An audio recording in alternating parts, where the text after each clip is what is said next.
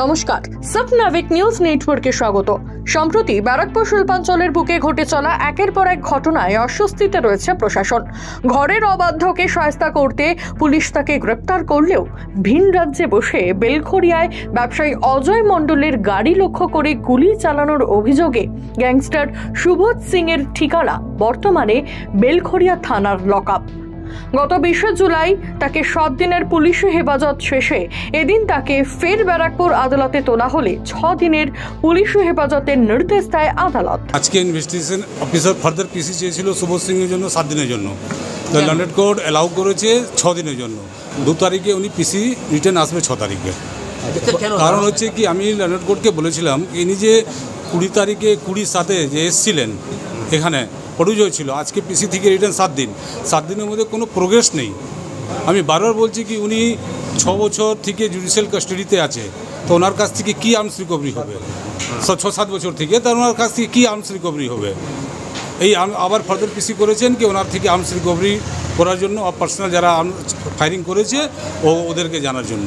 আপনি বলছিলেন যে শারীরিক অসুস্থতার কথা বলছিলেন। আমি লন্ডন কোর্টকে বলেছি ওরা শরীরটা ঠিক নেই, একটু আনফিট আছে, এই জন্য একটু কনসিডার করার জন্য পিসিটাও। ওকে কি জেরার জন্য কি অসুস্থতা বোধ করছে নাকি? না না, এই কোনো ব্যাপার, এরকম কোনো ব্যাপার নেই।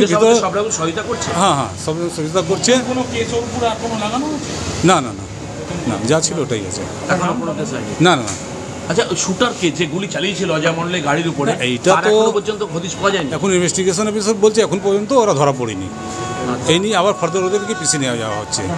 লেকিন কথা হচ্ছে কি, এই যে 7 দিন পিসিতে ছিল, সেম কন্ডিশন আর্মস অ্যান্ড যারা শুটার আছে রিকভারি করার জন্য, তো এখনো পর্যন্ত নীল আছে।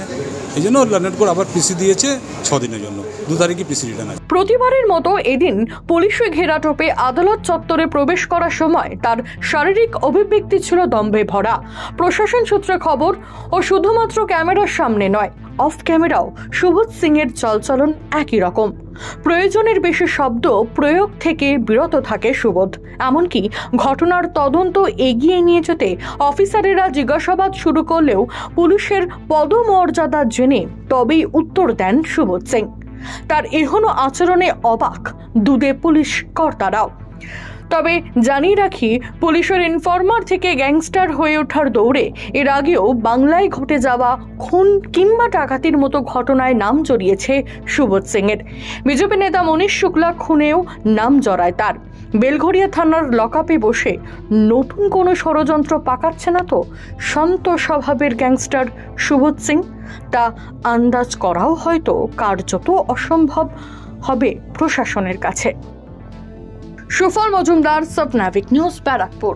সমস্ত খবরের আপডেট জানতে লাইক করে সাবস্ক্রাইব করুন সাবনাভিক নিউজ। সেই সঙ্গে বেল বাটন প্রেস করতে ভুলবেন না। আপনাদের একটা সাবস্ক্রিপশন আমাদের জন্য অত্যন্ত মূল্যবান। জয় হিন্দ।